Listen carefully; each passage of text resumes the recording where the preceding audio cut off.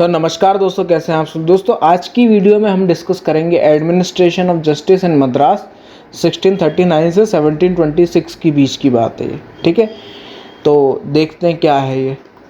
तो मद्रास में जो जुडिशियल एडमिनिस्ट्रेशन था वो 3 स्टेजेस से डेवलप हुआ। ब्रिटिशर्स ने डेवलप किया था और 3 स्टेजेस से डेवलप हुआ है। स्टेज 1 जो है 1639 से 1665 के बारे में, 1665 से 1683 सेकंड स्टेज, 83 से 26 थर्ड स्टेज। अब देखते हैं कि किस स्टेज में हुआ क्या क्या था। तो 1639 में फ्रांसिस डे नाम से एक कंपनी के ऑफिसर थे जिन्होंने चंद्रगिर में हिंदू राजा की ज़मीन एक्वायर कर ली। ठीक है, अब एक्वायर करने के बाद 1640 में उन्होंने एक फैक्ट्री वहाँ पर कंस्ट्रक्ट करी जिसका नाम दे दिया था फोर्ट सेंट जॉर्ज। अब उस फैक्ट्री में जितने भी लोग रहते थे, फैक्ट्री को ही उन्होंने एक वाइट टाउन का नाम दे दिया और फैक्ट्री के आसपास जितने भी विलेज थे या जितने भी लोग रहते थे उसको उन्होंने ब्लैक टाउन का नाम दे दिया। तो 2 टाउन डिवाइड हो गए, एक तो वाइट टाउन जो कि फैक्ट्री है और ब्लैक टाउन जो कि आसपास की जगह है। अब वाइट टाउन में जुडिशियल एडमिनिस्ट्रेशन के लिए एजेंट एंड काउंसिल को ऑथराइज किया गया। मतलब एजेंट एंड काउंसिल एक अथॉरिटी है जिसको सिविल और क्रिमिनल केसेस देखती थी। ठीक है, लेकिन सिर्फ वाइट टाउन में। ठीक है, अब ब्लैक टाउन में क्या, तो ब्लैक टाउन में था शॉल्ट्री कोर्ट जो कि आपको दिख रहा होगा। शॉल्ट्री कोर्ट जो था वो ब्लैक टाउन के लिए था जहाँ पर एक नेटिव जुडिशियल ऑफिसर को अपॉइंट किया जाता था जिसको अधिकारी भी बोला जाता था। ठीक है, और वो जो था वो जुडिशियल एडमिनिस्ट्रेशन देखता था। लेकिन किस तरीके के केसेस देखता था? सिंपल केसेस देखता था, सीरियस ऑफेंसेस नहीं देखता था, जैसे मर्डर वगैरह हो गया, ये सब नहीं देखता था। सिंपल केसेस देखता था, उसको अधिकारी बोला जाता था। और ये शॉल्ट्री कोर्ट की जो अपील थी वो जाती थी एजेंट एंड काउंसिल के पास। फिर आया 1661 का एक चार्टर जिसने कंपनी को एम्पावर कर दिया कि वो गवर्नर एंड काउंसिल को अपॉइंट करे जो कि सिविल और क्रिमिनल केसेस देखेगी। कंपनी के जितने भी लोग हैं उन लोगों के लिए सिविल और क्रिमिनल केसेस देखने का काम अब सौंप दिया गया गवर्नर एंड काउंसिल पे। पहले था एजेंट एंड काउंसिल, अब 1661 का चार्टर आया जिसने उसको बना दिया गवर्नर एंड काउंसिल और वो देखेगी सारे सिविल और क्रिमिनल केसेस। अब बात करते हैं स्टेज 2। स्टेज 2 आ चुकी है यहाँ पर 1665 से 1683 स्टेज 2 चलिए। तो सबसे पहले स्टेज 2 में क्या हुआ, हाई कोर्ट ऑफ जुडिकेचर बन गया। हाई कोर्ट ऑफ जुडिकेचर बना 1965 में, जिसमें गवर्नर को कुछ पावर मिली। क्या, तो गवर्नर ने पूरे जुडिशियल सिस्टम को बदल दिया। कैसे बदला? अब गवर्नर और 12 जूरीज बैठने लगी। अब जो जुडिशियल सिस्टम है ना, जुडिशियल वो जो केसेस हैं वो कौन देखता था? गवर्नर और 12 जूरीज साथ में मिलकर बैठते थे वो हफ्ते में 2 दिन, और सारे सिविल और क्रिमिनल केसेस दोनों देखते थे वो। ठीक है, गवर्नर और 12 जूरीज। ठीक है, और हाई कोर्ट ऑफ जुडिकेचर के पास ये पावर थी कि वो शॉल्ट्री कोर्ट की जो अपीलें थी ना वो भी सुन सकती है। अब फिर बात करते हैं शॉल्ट्री कोर्ट का क्या हुआ स्टेज 2 में। तो जो ओल्ड शॉल्ट्री कोर्ट था ना जिसमें अधिकारी देखता था सब काम, तो अधिकारी को इसमें रिप्लेस कर दिया गया और उसके बदले 3 इंग्लिश मैन को अपॉइंट कर दिया गया। ठीक है, अब ये जो 3 इंग्लिश मैन हैं ये हफ्ते में ये लोग भी 2 दिन बैठते थे और ये सिविल केसेस और क्रिमिनल केसेस दोनों देखते थे। लेकिन सिविल केसेस ये देखते थे वो केसेस जिनकी वैल्यू 50 पगोडास तक है। अब पगोडा क्या, एक तरीके की आप करेंसी मान लो, गोल्ड कॉइन्स होते थे। ठीक है, तो 50 पगोडास जिस सिविल सूट की वैल्यू है वो सुनते थे और पेटी क्रिमिनल केसेस देखते थे ये शॉल्ट्री कोर्ट। अब आ गया स्टेज 3। स्टेज 3 1665 से 1726 तक गई है। अब इसका सबसे पहला जो कोर्ट है वो है एडमिरल्टी कोर्ट। एडमिरल्टी कोर्ट है क्या बेसिकली? सबसे पहले अब आपको जैसे मालूम होगा कि जो ईस्ट इंडिया कंपनी जो आई थी ये ब्रिटिश से एक एक्सक्लूसिव राइट लेके आई थी कि सिर्फ वो ही इंडिया से ट्रेड करेगी और कोई ब्रिटिश सब्जेक्ट कोई भी इंडिया से ट्रेड नहीं करेगा उसके अलावा। और करना होगा तो उसको पहले लाइसेंस लेना पड़ेगा। कंपनी से लाइसेंस लेना पड़ेगा, ठीक है। तो लेकिन इसके बावजूद क्या हुआ कि कुछ ब्रिटिश ट्रेडर्स थे जिन्होंने ट्रेडिंग करी इंडिया से, तो अब ये सारे मुद्दे सुलझाने के लिए ही एडमिरल्टी कोड को लाया गया था। एडमिरल्टी कोड बेसिकली 1683 के चार्टर से बनी थी, लेकिन 1686 में इस्टेब्लिश हुआ था ये एडमिरल्टी कोड। ये 3 लोगों से बना है एडमिरल्टी कोड। सबसे पहला तो एक क्या बोलते, एक तो जज एडवोकेट जो कि वो चीफ जस्टिस है, उसको आप अलग हटाओ। इसके अलावा 3 लोगों से बना है। एक तो एक ऐसा आदमी जो कि सिविल लॉ का बहुत जानकार हो, ठीक है, सिविल लॉ का जिसको नॉलेज हो, और 2 मर्चेंट जो कि कंपनी अपॉइंट करती है, ठीक है। तो ये 3 लोगों से, एक्सक्लूडिंग द जज एडवोकेट जो कि वो है जज, ठीक है। अब ये केस कौन कौन से सुनते थे?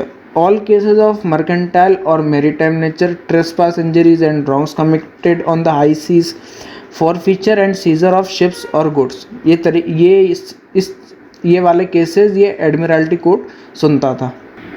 अब बेसिकली देखा जाए तो ये जो कोर्ट था ये मर्चेंट्स के कस्टम्स के ऊपर चलता था और नेचुरल जस्टिस के ऊपर चलता था, ये रफली अपन ऐसा बोल सकते हैं। और जो जॉन ग्रे थे उनको सबसे पहला जज इस कोर्ट का अपॉइंट किया गया था। अब 1687 में सर जॉन विक्स जो कि एक प्रोफेशनल लॉयर थे, उनको जज एडवोकेट अपॉइंट किया गया था। अब ये जो एडमिरल्टी कोड था ये काफ़ी जनरल कोड बन चुका था, मतलब कि जनरल जो होता है वो कोड वो बन चुका था, ठीक है। और मोस्टली जो सिविल क्रिमिनल केसेस थे ये इधर ही आते थे एडमिरल्टी कोर्ट में, ठीक है। और जो मेयर कोर्ट की जो अपीलें होती थी ये भी एडमिरल्टी कोर्ट में जाया करती थी कुछ केसेस में, ठीक है। और इस कोर्ट ने 1704 तक फंक्शन किया। अब बात करते हैं मेयर्स कोर्ट, ठीक है। तो मद्रास में जो मेयर कोड वो बना था 1687 के चार्टर से, ठीक है। अब इसकी कंपोजिशन क्या है? तो सबसे पहले तो जो मेयर कोर्ट है उसमें ऑब्वियसली एक मेयर होगा, 12 एल्डरमैन होंगे और 60 और मोर बर्गसीज होंगे, ठीक है। जो बर्गसीज हैं वो 120 से ऊपर नहीं हो सकते।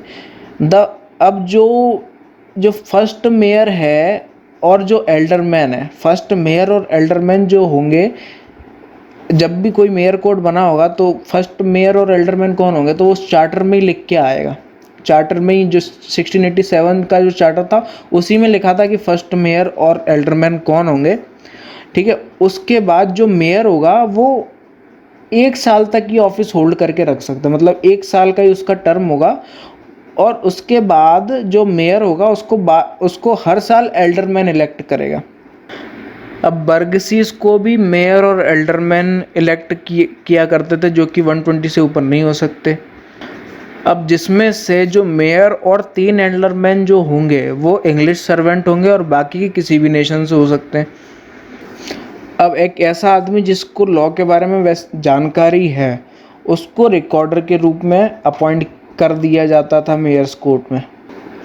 अब जो मेयर कोर्ट है वो किस तरीके के ऑफेंस देखता था? तो सबसे पहले जो सारे सिविल केसेस देखता था जिसकी वैल्यू 3 पगोडास तक है, ठीक है। और सारे क्रिमिनल केसेस देखता था with the help of jury, जिसकी जो पनिशमेंट है वो या तो फाइन है या इम्प्रिजनमेंट है, ठीक है। अब इस मेयर कोर्ट की जो अपील होती है वो जाती है एडमिरल्टी कोर्ट के पास।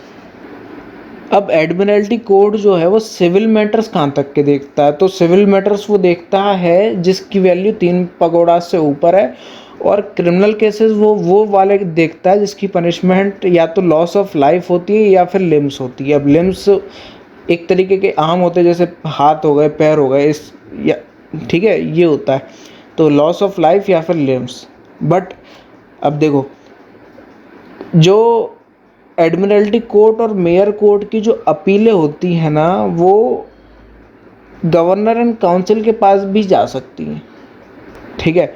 जैसे मेयर कोर्ट की अपील एडमिरल्टी कोर्ट के पास भी जा सकती है, तो गवर्नर एंड काउंसिल के पास भी जा सकती है इन दोनों की अपील्स, ठीक है।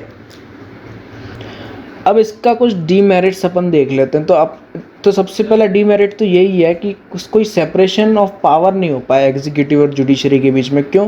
क्योंकि आप देख रहे हो मेयर कोर्ट में है ही खुद मेयर ही है, ठीक है, तो एग्जीक्यूटिव भी काम संभाल रहा है, जुडिशरी भी काम संभाल रहा है, तो सेपरेशन ऑफ पावर तो हो ही नहीं पाया इसमें, ठीक है। अब जो जजेस जो होते हैं उनको खुद लॉ की नॉलेज नहीं होती, वो तो एक आम आदमी की तरह कॉमन सेंस के थ्रू वो जजमेंट देते हैं अपना, ठीक है। उसके बाद जो जजमेंट वो देते हैं उसमें कोई यूनिफॉर्मिटी या कंसिस्टेंसी नहीं होती, ठीक है। मतलब हो सकता है कि आज उन्होंने कुछ जजमेंट दिया किसी बात पर और कल वही जजमेंट कुछ और हो जाए, तो कंसिस्टेंसी भी नहीं है। अब जैसा कि हमको मालूम है कि एक ऐसा आदमी जिसको लॉ की जानकारी है उसको रिकॉर्डर बना दिया जाता था, तो रिकॉर्डर तो बना दिया जाता था, वो तो ठीक है चलो, लेकिन उसकी बात की कोई ज़्यादा इम्पोर्टेंस भी नहीं रहती थी, रखते ही नहीं थे वो लोग, ठीक है। उसकी ओपिनियन को कोई ज़्यादा कंसिडर नहीं किया जाता था, तो ये भी एक तरीके का डीमेरिट है।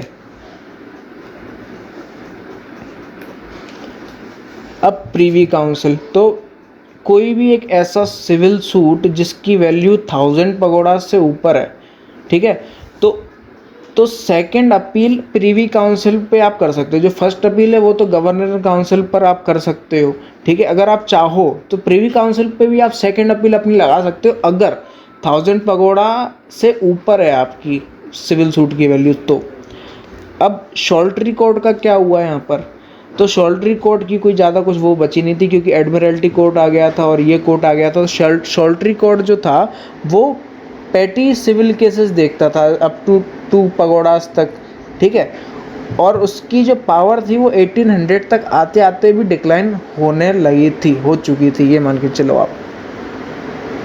तो दोस्तों ये था पूरा administration of justice in Madras. उम्मीद करता हूँ आपको समझ में आया होगा। हम फिर मिलेंगे किसी नई वीडियो के साथ, तब तक के लिए थैंक यू वेरी मच।